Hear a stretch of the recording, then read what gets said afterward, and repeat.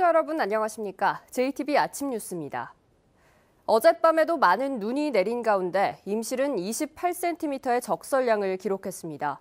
10개 시군에는 한파주의보까지 내려져 하루 종일 매서운 추위가 이어지겠습니다. 취재기자 연결해 자세한 날씨 상황 알아봅니다. 주혜인 기자. 네, 이 시각 현재 서해안 지역을 중심으로 눈이 내리고 있습니다. 군산, 정읍, 김제, 부안, 고창 등 5개 시군에는 대설경보가 발효돼 있습니다. 밤사이 많은 눈이 내렸는데 지역별 적설량은 임실 28, 고창 23, 정읍 22, 전주 11.6cm 등입니다. 이번 눈은 내륙 지역에 오늘 오전까지 2에서 5cm 더 내리다 그치겠고 서해안 지역에는 모레 오전까지 3에서 8cm, 많은 곳은 10cm 이상 더 내리겠습니다. 현재 10개 시군에는 한파주의보도 내려져 있습니다. 오늘 아침은 장수가 영하 18도, 무주 영하 16.2도, 전주 영하 9.7도 등 전라북도 전역이 영하 15도 안팎까지 떨어지면서 매우 춥겠습니다. 한낮 기온도 영하 7도에서 영하 4도로 하루 종일 영하권에 머물겠습니다. 내일은 지난이 영하 20도까지 떨어지는 등 올겨울 최강 한파가 절정에 이를 전망입니다.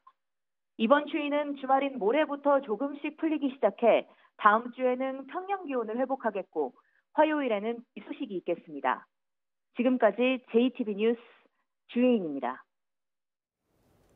공무원 채용시험 합격 통보를 받았고 또 임용의 결격 사유가 없는데도 임용 불가 통보를 받았다면 어떨까요? 상식적으로 이해하기 힘든 일이 정읍시에서 벌어져 논란이 일고 있습니다. 권대성 기자입니다. 정읍시는 지난해 8월 7급 임기제 공무원 채용을 공고했습니다. 채용 분야는 독립기념관 건립 전담요원입니다. 정읍시는 서류와 면접 시험을 거쳐 이용찬 씨를 합격자로 통보했습니다. 그런데 이 씨는 합격 통보를 받은 지 한 달 보름 뒤 임용이 어렵다는 이해하기 힘든 통보를 받았습니다. 정읍시 안내에 따라 임용에 필요한 서류까지 모두 낸 뒤였습니다. 임용에 대비해서 광주로 목포로 내려가서 자료 수집도 하고 있었습니다. 그런데 갑자기 무슨 임용을 못하게 됐다고 면하게 됐다는 식의 통보를 하고 아니 이게 이럴 수 있는 것인지 저는 정읍시가 임용이 어렵다고 밝힌 사유는 독립기념관 건립 사업을 보류하기로 해서 임용 목적이 사라졌다는 거였습니다. 하지만 채용 공고에 이 같은 이유로 임용하지 않을 수 있다는 내용은 없었습니다. 사업계획이 변경된다든가 이랬을 경우에 임용을 하지 않을 수 있다. 그런 내용은 없더라고요. 이제 거의 사전까지는 예측할 수 없었죠. 이 씨는 불과 한 달여 만에 사업계획을 바꾸고 임용 불가를 결정한 정읍시 행정을 납득하기 어렵다고 말합니다. 애산시에서 행정을 움직이는 시정 정책이 소급장량도 아니고 구멍가게 장사하는 것도 아니고 사람을 뽑아놓고 사업이 축소돼서 임용을 할 수 없다. 이거를 납득하라는 것은 법적인 문제를 떠나 정읍시가 주먹구구식 행정을 펼쳤다는 비난은 면키 어려워 보입니다. JTB 뉴스 권대성입니다. 김제시 인사 파문으로 불거진 이른바 비선 실세에 대한 관심이 높아지고 있습니다. 실제로 비선 실세가 존재하는지, 인사에 어떤 영향을 미쳐왔는지 의혹이 적지 않습니다. 정원익 기자입니다. 지난해 7월 김제시 상반기 정기 인사가 발표되자 원칙과 기준이 없는 졸속 인사라는 비판이 쏟아졌습니다. 인사 라인을 무시한 데다 전보 인사의 기본 원칙도 지켜지지 않았습니다. 김제시 공무원노조는 성명을 내고 노조위원장이 1인 시위에 나섰습니다. 인사 누를 모르고 그냥 자주 해버리니까 그 불만이 많았던 거죠. 48명 정도가 그런 문제가 옮겨버리니까 직원들도 반발을 했고. 이때부터 등장한 게 바로 김제시의 비선 실세입니다. 이들이 개입해 인사를 쥐고 흔들면서 이 같은 문제가 생겼다는 겁니다. 올해 정기 인사를 앞두고 공로연수 문제로 시작된 갈등 역시 비선 실세가 짜놓은 각본대로 인사가 진행되고 있기 때문이라는 게 가장 큰 이유입니다. 이 때문에 공로연수 대상자들은 이들에 대한 인사 조치를 요구하고 있습니다. 그때 인사에 참여했던 사람들은 그 인사 업무를 못하도록 배제를 시켜주고 그래서 그 사람들이 승진이라든가 영정이라든가 이런 것이 있어서는 절대 안 되고. 김제시 내부에서는 이들이 누군지, 인사에 어떤 영향을 미쳐왔는지 대부분 잘 알고 있다는 얘기입니다. 하지만 이우천 김제시장 권한 대행은 모르쇠로 일관하고 있습니다. 비선 실세가 과연 통하는지 저는 좀 의문입니다. 자관. 그리고 비선 실세가 누구인지 한 분도 저한테 말씀해 준 사람이 없어요. 알려진 각본대로라면 비선 실세로 꼽히는 이들은 승진을 앞두고 있습니다. 이번 정기 인사에서 이들에 대한 인사가 어떻게 나올지 관심이 갈수록 커지고 있습니다. JTB 뉴스 정원익입니다. 완주의 한 병원에서 A형 간염 환자가 집단으로 발생했습니다. 환자들은 격리 치료를 받고 있고 보건당국이 역학조사에 들어갔습니다. 김진형 기자입니다. 완주에 있는 한 병원입니다.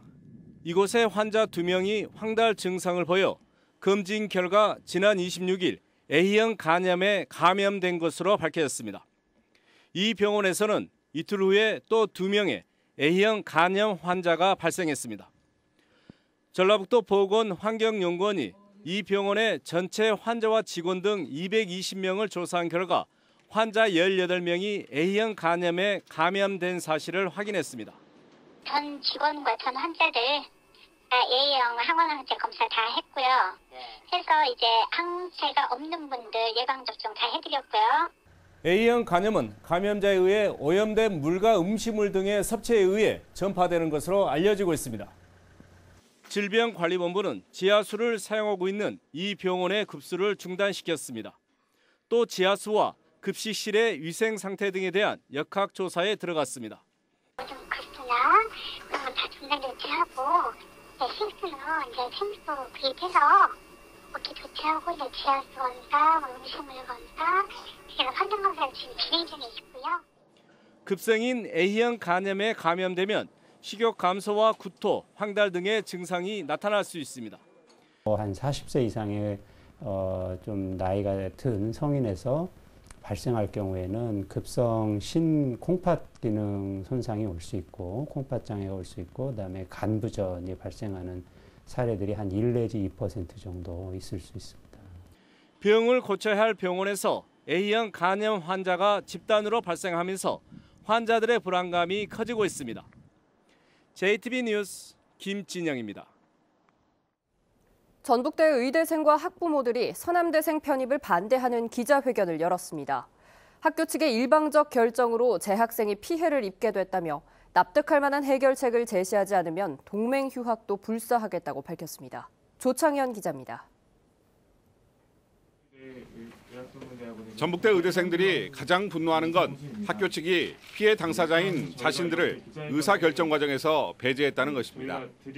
특별 편입학을 기정사실화한 뒤 교수회의를 통해 일방적으로 결정했으며 학습권 침해에 대한 변변한 대책도 내놓지 못했다고 주장했습니다. 가장 답답한 부분 중에 하나인데요. 이제 학장님께 말씀을 드리면은 본부와 협의를 해라. 이제 본부로 가면은 총장과 얘기를 해라. 의대생들은 학교 측이 납득할 만한 대책을 마련하지 못하면 이달 말 동맹 휴학 등 학사 일정 거부에 들어가겠다고 밝혔습니다. 휴학생은 의예과와 본과 3학년 학생까지 포함해 200명이 넘을 것으로 보입니다. 전북대학교 학생으로서 학습권을 보장받지 못한다면 우리는 끝까지 의과대학을 위해 투쟁한다. 학부모들은 학생들의 반대 성명과 투쟁을 적극 지지하며 학부모 연대 투쟁을 함께 벌여나가겠다는 입장입니다. 또 피해 당사자들의 상실감을 달랠 수 있는 현실적인 대책 없이 무리하게 특별 편입을 진행한 총장을 규탄했습니다. 도대체 이분이 뭘 노리고 이렇게 전북 현재 의과대 학생들이라든가 이 학부모들을 갖다가 이렇게 철저히 깔아뭉개고 무시하고 나가는 거거든요. 전북대는 거점 국립대학으로서 책무를 이행하기 위한 불가피한 선택이라며 재학생 피해를 최소화하는 데 노력하겠다고 밝혔습니다. 이미 전북대 의대 특별 편입에 200명이 넘는 서남대생이 지원해 모집 정원을 초과한 상태여서 전북대가 향후 일정을 강행할 경우 의대생 동맹 휴학 등 사상 초유의 일이 발생할 가능성도 배제할 수 없는 상황입니다.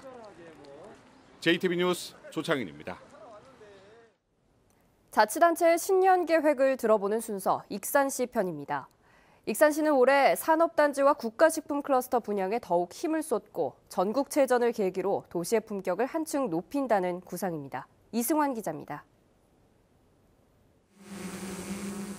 올해 익산시 최대 과제 가운데 하나는 산업단지 분양 촉진입니다. 익산시는 연무대 진입로 공사를 계기로 일반 산업단지의 분양률은 53%에서 70%까지 높이고 식품 클러스터는 32%에서 50%까지 올린다는 목표를 세웠습니다. 금년 중에 50%까지 분양률을 올리고 그리고 바로 2단계 사업에 착수를 할 겁니다. 2단계가 완공이 돼야 완전한 동부가 식품 수도로서의 식품 클러스터 역할을 할 수 있게 되는 것이기 때문에 2단계 착수 여부는 굉장히 중요합니다. 도시 환경정비도 추진됩니다. 익산 중앙동에서 KTX 역세권 개발을 위한 250억 규모의 도시 재생 사업을 진행합니다. 저출산 대책으로는 출산 장려금을 최고 1,000만 원으로 확대하고 교육도시 명성회복 5개년 계획을 수립해 관련 예산도 지난해 2배인 200억 규모로 늘렸습니다. 올해 최대 현안 가운데 하나는 오는 10월에 열리는 전국체전입니다. 현재 경기장 개선 사업은 73%가량 진행됐고 호텔 컨벤션 센터도 8월쯤이면 마무리됩니다. 이번 전국체전을 계기로 해서 시의 품격을 한 단계 끌어올려야 되겠다. 전국체전을 성공적으로 개최하는 것도 굉장히 중요하지만은 그것을 이용해서 우리 시가 좀 발전하는데 도약하는데 한 그 계기가 됐으면 좋겠다. 지은 지 47년이나 됐고 너무 비좁아 9군데로 분산돼 있는 시청사 건립 절차도 본격화합니다. 익산시는 내년 상반기에 신청사를 착공해 2020년까지는 준공할 수 있도록 행정 절차를 최대한 앞당겨 올해 안에 마칠 계획입니다. JTB 뉴스 이승원입니다. 남원시가 다중이용시설의 신속한 화재 대응을 위한 합동훈련을 실시했습니다. 자원봉사자의 재능 기부로 이루어지는 완주보건소의 건강 증진 프로그램이 호응을 얻고 있습니다. 하원호 기자입니다.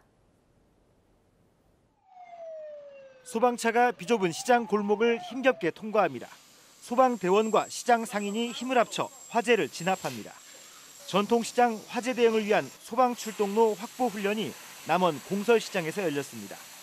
소방대원과 시장 자위소방대 등 100여 명이 참여한 이번 훈련에선 불법 주정차 차량 단속 계도, 시장 내 소방도로 선 지키기, 소화기를 활용한 화재 진압 등을 실시했습니다. 실제로 저희가 현장을 갔을 때 불법 주정차로 인해서 현장을 진입하지 못하는 경우가 많이 있습니다.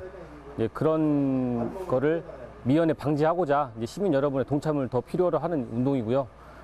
자원봉사자들의 재능 기부로 이루어지는 봉동보건지소의 건강문화 프로그램이 주민들의 호응을 얻고 있습니다. 봉동보건지소는 주민들의 건강 증진을 위해 겨울철 감염병 예방과 치매 예방, 통기타 트로트 교실, 네일아트, 판소리 교실 등을 운영하고 있습니다. 장수읍과 장계면을 잇는 국도 19호선의 시설 개량 사업이 본격 추진됩니다. 장수구는 올해 335억 원의 예산을 투입해 도로를 신설하거나 확장할 계획인데 사업이 마무리되면 교통 흐름이 원활해지고 사고 위험이 크게 줄어들 것으로 기대하고 있습니다. JTB 뉴스 하원호입니다.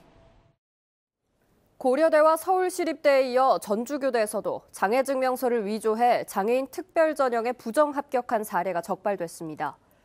전주교대는 재학생인 4학년 A씨가 2014학년도 입학 당시 위조한 시각장애 6급 증명서를 제출해 장애인 특별전형에 합격한 사실을 확인하고 입학 취소 절차를 밟고 있습니다. 교육부는 해당 학생이 유명 입시 브로커에게 금품을 건넸을 가능성이 큰 것으로 보고 경찰에 수사를 의뢰했습니다. 효천지구에서 삼천동을 잇는 교량을 제때 설치하지 않아 주민 불편이 우려된다는 전주방송 보도와 관련해 LH가 내년 말까지 준공을 목표로 삼천교 신설에 들어가기로 했습니다. LH 전북본부는 120억 원을 들여 오는 3월부터 용역을 시작한 뒤 내년 말까지 길이 120m, 폭 20m의 삼천교를 준공하겠다고 밝혔습니다.